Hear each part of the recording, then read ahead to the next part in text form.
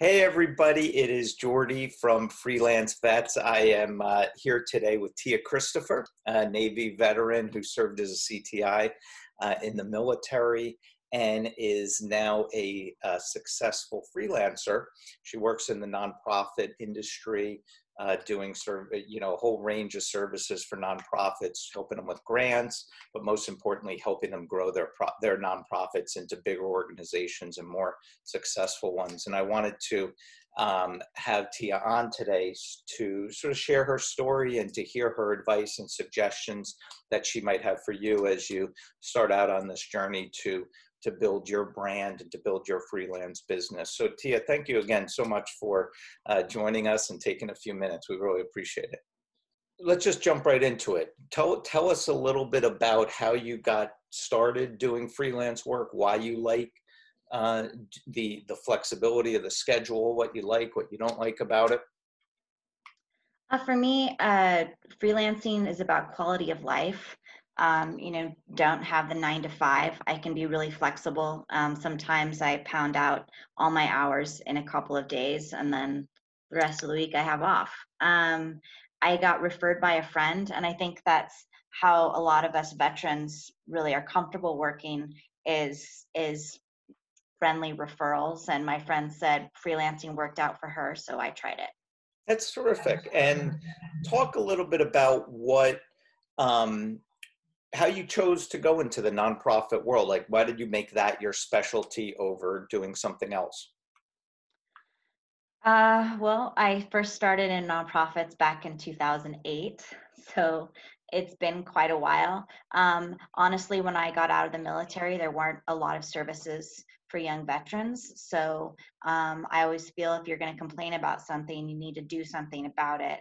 So I initially got started to help fill some gaps, and that turned into a career. That's awesome. And talk a little bit about what makes like how do you stay organized? Like what makes you successful? I know it's hard working on your own and being your own boss, but what are some of the tips or tricks or things that you do to keep yourself on track? So, because some of my clients have Macs, some of them have PCs, I really work a lot in Google Docs so that there's not discrepancy in the shared documents that we work on. And for every client that I have a shared spreadsheet so they can see what I'm working on, our status of our projects, and I like complete transparency. Also, I am a little old-fashioned, so I also have a notebook that I'm constantly writing notes about my where I'm at and statuses as well. I also really appreciate when my clients like to do at least once weekly check-in calls. Communication, especially when you're working remotely, is key. Yeah, absolutely. I can't stress that one enough. You want Mhm. to keep in touch with your clients, making sure you're doing exactly what they're expecting you to do. Um, Talk a little bit about a typical day for you. Do you put in, you mentioned you try to cram a lot of hours into certain days so you can have other days free. Like, why do you talk about why you do that? Um, well, part of the reason why I'm freelancing is to have, better quality of life. And so I like to travel when I get chances to. But I'm a real good self-starter, so I just look at what I need to get done, where are my deadlines, and I structure my week accordingly. I definitely don't think that's something that everyone necessarily might be good at. For me, it works really well. Right now, because of COVID, my hours are considerably reduced, so I need to look at how I can maximize the hours that I am allotted by the client to get done what I need. Good. And talk about your home, like your work environment. Do you go to a separate place in your house when you need to do work? Do you do it wherever, So I work at my dining room table or in my room. And before COVID, I would go to coffee shops where I have several other friends who are freelancers.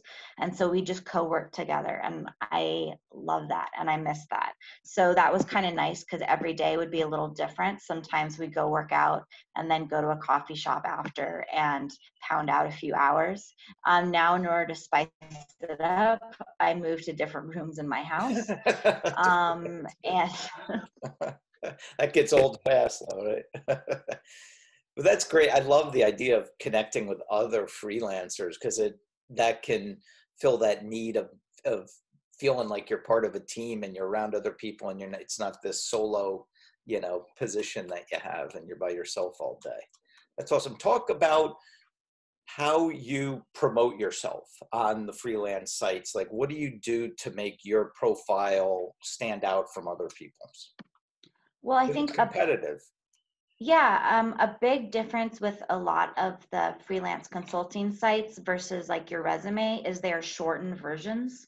So you need to really choose keywords and be succinct. And a lot of people that have had long DoD careers, I'd say resumes can tend to be fairly dry and long, and you really have to work to reshape that in the freelancer world because people want catchwords like content writing, marketing, SEO, like Right. things like that. And so you need to learn how to make it pop. Also, for every job I bid on, they require a short cover letter. And again, don't be overly verbose. Just be friendly and stand out. Just for me, I always try to tell them how I can maximize their time in working with me. Do you, and I think that's important what you said with, and even to personalize your cover. If you're asked to write a cover letter, personalize it, put a few minutes Mhm. into researching that company, what they're looking for, and write in terms that they're going to understand. Don't just write a cut and paste, generic template that you send to everyone. Anything else, any other things that we didn't cover that you want to share with people who want to get into this industry? Yeah, I think just it never hurts to ask for help and bounce ideas around. So even my friends who are consulting in different fields, we will bounce ideas off each other. And especially if you are more recently getting out of the military or have specifically done contracting with, Lockheed Martin or whatever, it doesn't hurt to bounce ideas off your civilian friends on what language to use, what words, to kind of reshape yourself for working in this field. It never hurts to ask. That's great. Well, Tia, again, thank you so much. I really appreciate you, what you're doing for the military community and giving back to people who have come after you and your interest in helping us launch Freelance Vets and making other people successful. So thank you so much. Thank you.